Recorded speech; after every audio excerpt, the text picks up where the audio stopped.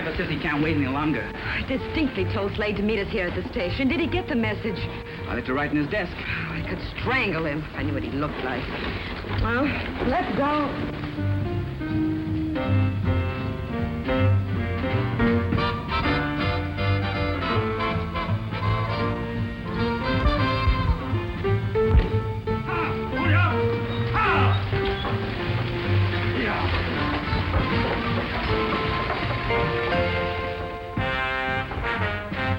My head felt as though there were a trip hammer inside, having a big day for itself. Someone tricked me for fair. Knockout drops. Someone who made sure I wouldn't keep my appointment to go out on the afternoon stage. If there's anything I hate, it's being played for a fool. Especially by someone I didn't even know. As a matter of fact, by anybody.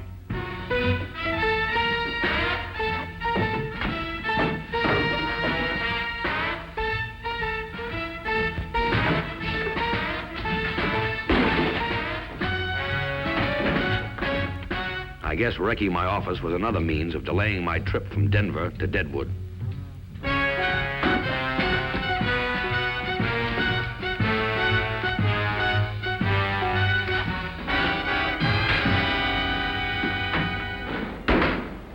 spied a poor cowboy wrapped up in white linen, wrapped up in white linen, as cold as the Monica, the stage is ahead of schedule. It's due in any minute. Oh, no. Jenny DuPree will throw a fit if there's not a crowd around to greet her. Say, could you get over to the depot and see what you could do? Why me? Well, she'll appreciate having a woman meet her. All right. But from what I've heard, she'd prefer a man. Any man.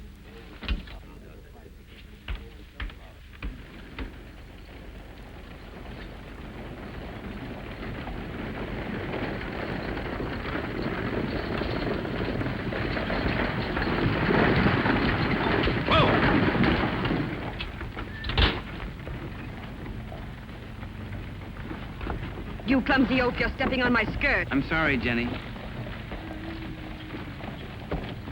So where is everybody? Or is this the sort of reception one gets in Deadwood? Your stage arrived ahead of schedule, Mr. Prey. There wasn't time to change the plans for your welcome. I'm Monica Bristol. Mr. Kruger asked me to meet you and help out in any way I can. And who is Mr. Kruger? Ward Kruger, the owner of the Gay Lady, where you're going to sing tonight. If I sing tonight. From the looks of this town, I may not care to. Well, don't just stand there. Get my things off to the hotel. And make sure that my accommodations are acceptable. My dear, I would very much like something hot to drink, if that isn't expecting too much in this barbarous community. Of course, Madame Dupree. The famous Delmonico himself has opened a branch of his New York restaurant here. It's called the Bean Bucket. After you.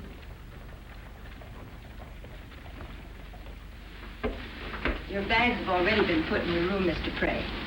I hope you won't find the accommodations too utterly uncivilized. Only the people, my dear. You know, everyone in Deadwood is looking forward to your performance tonight. We have no zoo here. Obviously, you would be running around loose.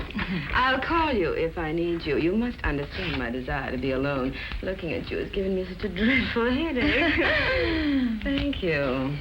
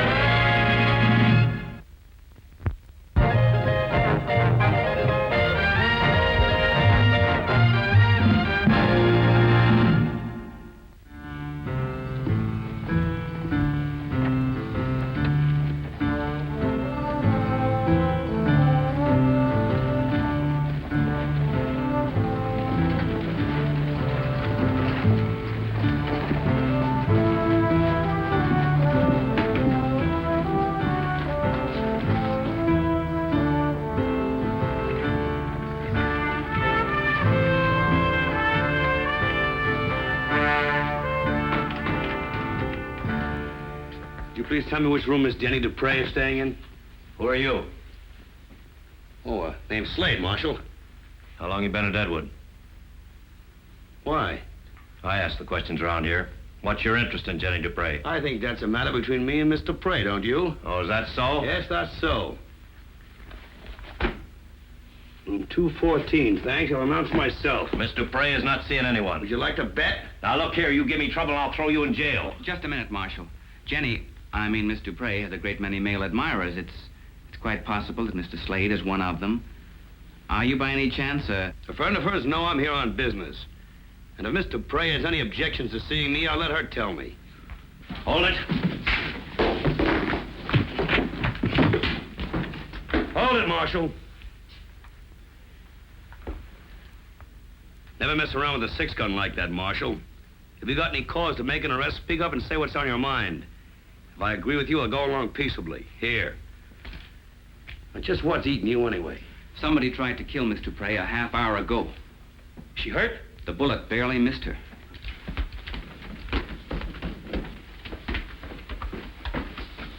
You can't go in there. I'll have you jailed for resisting arrest. If somebody tried to kill Miss DuPree, why aren't you out looking for him?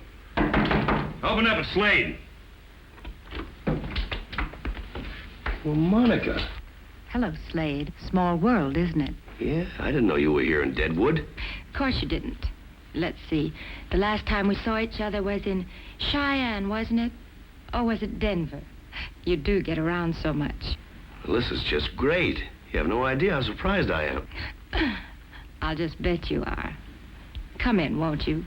Madame DuPree has been simply beside herself, waiting for you to show up. Oh, it's all right, Marshal. Mr. Slade is an old acquaintance of mine. Miss DuPree? Mr. Slade, you were supposed to leave with me when I left Denver. What happened? Well, someone went to a lot of trouble to make sure I didn't meet you. I don't like excuses. Well, I'm beginning to feel better already. Oh, thank you very much for staying with me, my dear, but you can leave now. Mr. Slade and I have business matters to discuss. I'll look you up later, Monica. Yes, you do that. Isn't it a shame Isn't what a shame. that there aren't better shots in this world?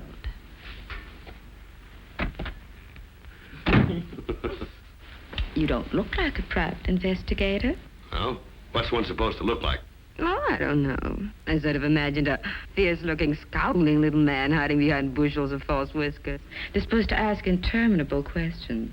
Well, I'm sorry about the whiskers, but I do have to ask the questions. You know, I think it'd be a lot better if you set up. Well, it began 6 weeks ago. I had an engagement to sing in St. Louis. When I got to my hotel, there were 6 red roses in a vase in my room. Go on. There was a note. It said, oh, how can you possibly believe me? It sounds so melodramatic. What did the note say? It said, to Jenny, 6 roses, 6 weeks to live. And it was signed, your ultimate admirer. Is that all? The next week, I was in Chicago, briefly on a return engagement. And this time, there were 5 roses. And the note? It simply said, 5 weeks left, Jenny. And it was signed the same way. The ultimate admirer. Whose name is Death. Well, the week after, there were 4 roses, and then there were 3. You telegraphed me from Big Springs, didn't you? That was a week ago. It was down to 2 roses then. And then when I came here, there was that single rose. A note with it? No note this time. But a hand holding a gun at that window. Somebody tried to kill me. Now, I doubt that. Much too close range for anyone to miss. My guess is you just have a jealous lover that's trying to even the score by scaring. Have you any idea who? Who is it? Me, Jenny. It's Eddie Howard, my accompanist. You'd better have a talk with him. What would he know?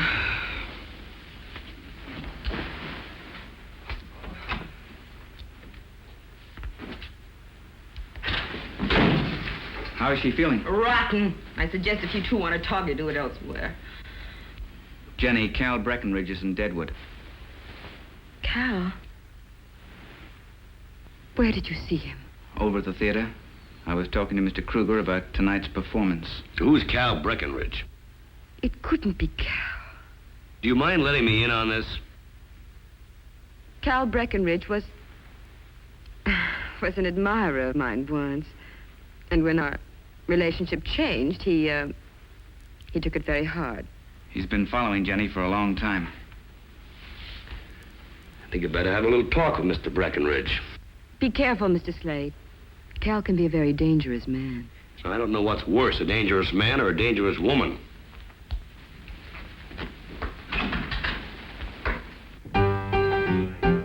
Oh, I should like to marry if I could ever find a really handsome fellow suited to my mind.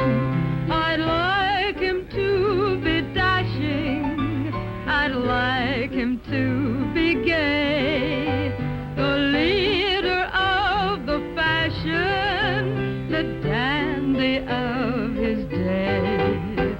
Oh, I should like to marry if I could ever find a really handsome fellow suited to my mind.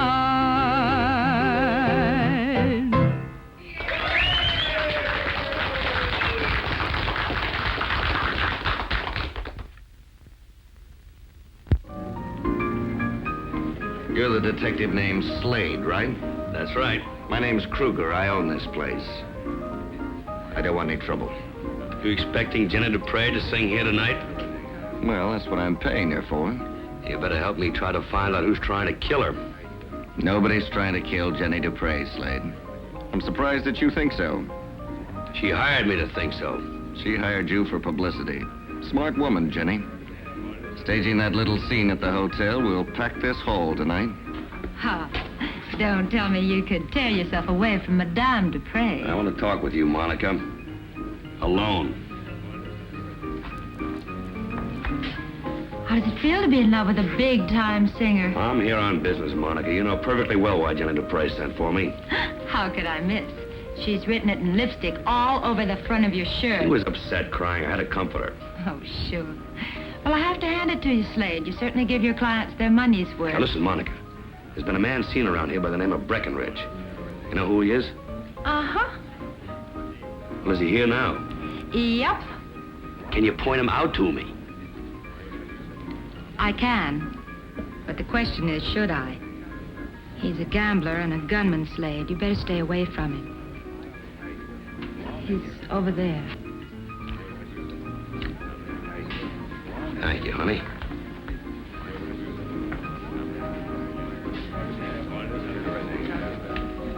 Your name Breckenridge? Who wants to know?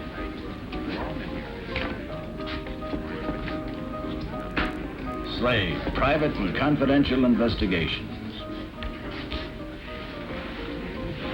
I have a strong aversion to detectives, Slade. I suggest you go someplace else. I want to know why you've been following Jenny DuPree. You heard me, mister. Get out. Have you ever been dealt a dead man's hand? Maybe you'd like to deal me one.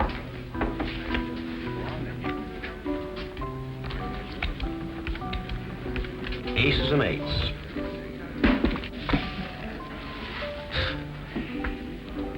I heard about the attempt on Jenny's life. I had nothing to do with it. How long since she gave you the gate? And that has nothing to do with it either. If I'd wanted to kill Jenny, I'd have done it a long time ago, when I was still hurting. Now I feel nothing. And why have you been following her? Wherever Jenny goes, you'll find people. People and money. Separating the one from the other is my business. Jenny DuPree was married once, wasn't she? A man named Farron. Frank Farron. She left him about 4 years ago. That's when I came into the picture. Briefly. Where would this Frank Farron be now? I wouldn't know. You'd have to ask Jenny. Or Eddie Howard. I never met the man myself. Where did Eddie Howard come from? As far as I know, he's always been around. He used to be a famous concert pianist. She treats him like dirt. Well, you want me for something more? Having that detective around is bad for business. Get him out of here. But he isn't doing anything I can arrest him for. He will, just wait. I'll pick a fight with him, and that'll give you an excuse to throw him out. Don't be surprised if I don't buy all your story. I've got a hunch we'll be talking again soon.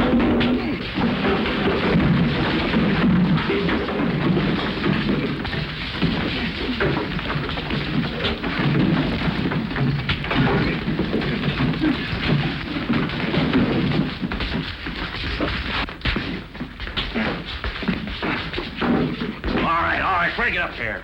Well, where in Sam Hill were you, Marshal? You're under arrest for disturbing the peace. Oh, Mr. Kruger started the fight. Mr. Slade was minding his own business. That's right, Marshal. What'll I do? Why don't you try arresting Mr. Kruger? I couldn't do that. Of course not. He'd cut off your free beers. Why did you jump me anyway? I guess I made a mistake. Guess maybe you did. And you're fired. It's too late. I just quit.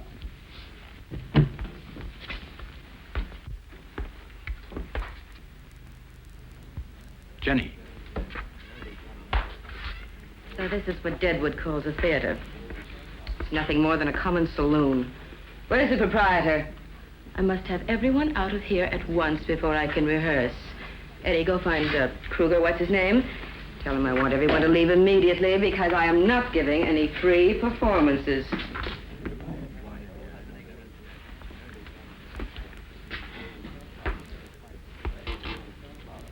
Frank. Hello, Jenny. What are you doing here? I own the gay lady. I had to see you again, Jenny. Slade? Run along, darling. She might want to be comforted again. I didn't mean for it to happen like this. I was going to wait until after the performance, and then... And then what? I still love you, Jenny. Slade, I want to go back to my hotel. Jenny, I didn't know that Ward Kruger was Frank Farron until I saw him today. I didn't know how to tell you. You keep out of my sight.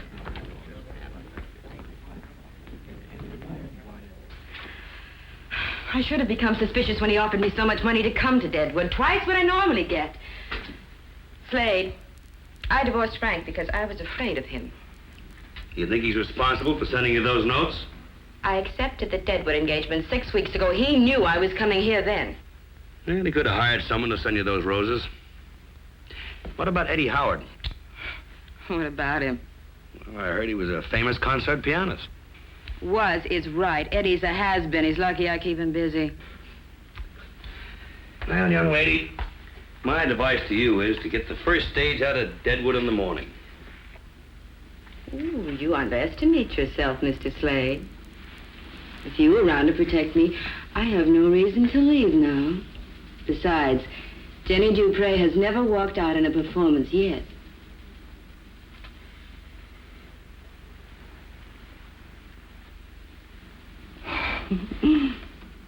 Who's Monica? An acquaintance of mine. Why? You were thinking of her. Matter of fact, I was.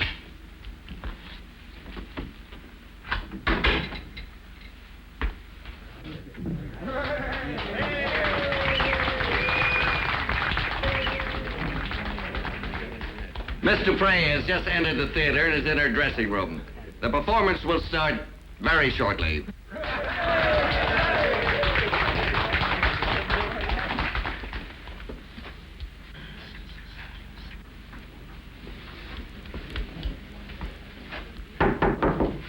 Who is it?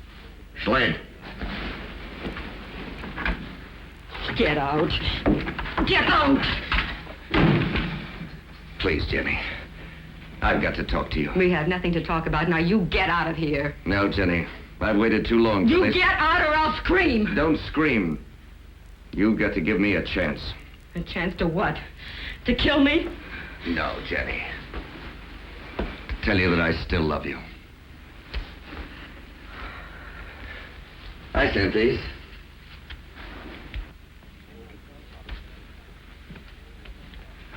Didn't you read my note?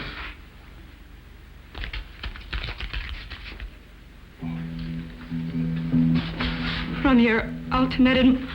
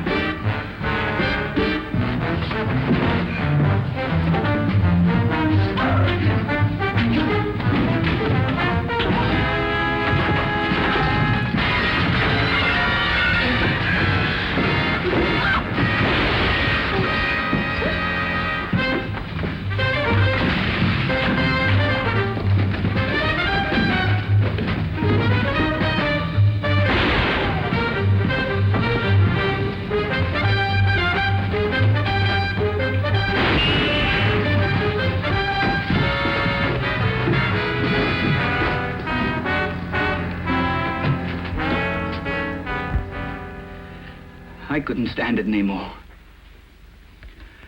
I loved her, and she laughed. I gave up a career for her, and she treated me like a servant, like a dog. I've dreamed for a long time of killing her. I knew who Kruger was. I wanted to make it look like he'd killed her. I put the card in the flowers that he'd given her. And you must be the one who slipped me that Mickey and messed up my office. I just wanted to put you off the track.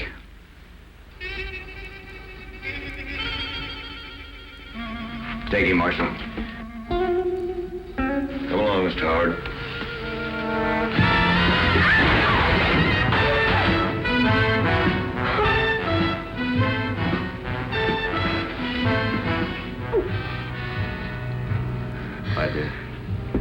I better go and tell him now. There'll be no show tonight. No, wait. Monica, would you help me?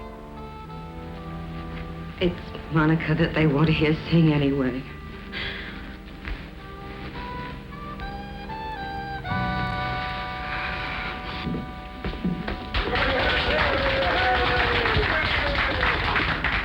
There will be a short delay. Miss Jenny DuPree will still appear here tonight, but by special request, we will first hear from our own songbird, Monica Bristol.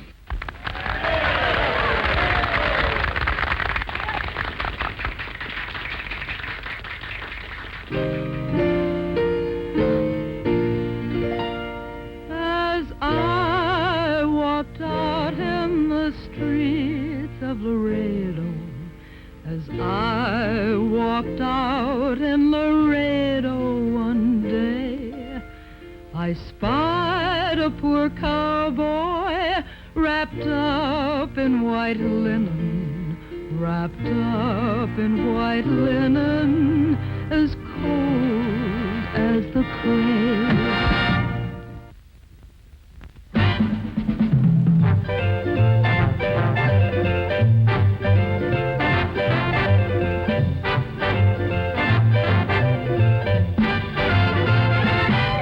Shotgun Slade of the two-barreled gun, you're afraid that someday you'll be won by a woman, a dreaming woman, scheming woman, maybe someone like me.